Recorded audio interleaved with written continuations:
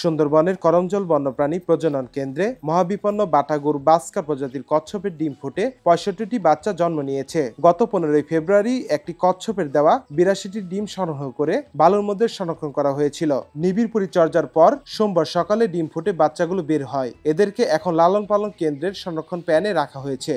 করমজলে ২০১৪ সালে মাত্র ৮টি কচ্ছপ দিয়ে বাটাগুর বাস্কার প্রজনন কার্যক্রম শুরু হয়। এ পর্যন্ত ৫২১টি ডিম পাড়া হয়েছে, যার মধ্যে ৪৭৫টি বাচ্চা ফুটেছে। বর্তমানে এ কেন্দ্রে ৪৫৮টি কচ্ছপ রয়েছে। আগেও শতাধিক বাচ্চা সাগর ও সুন্দরবনে অবমুক্ত করা হয়েছে। এর সাফল্য মহাবিপন্ন প্রজাতির রক্ষায় গুরুত্বপূর্ণ ভূমিকা রাখছে। নাফিউল ইহসান, দৃষ্টি ২৪।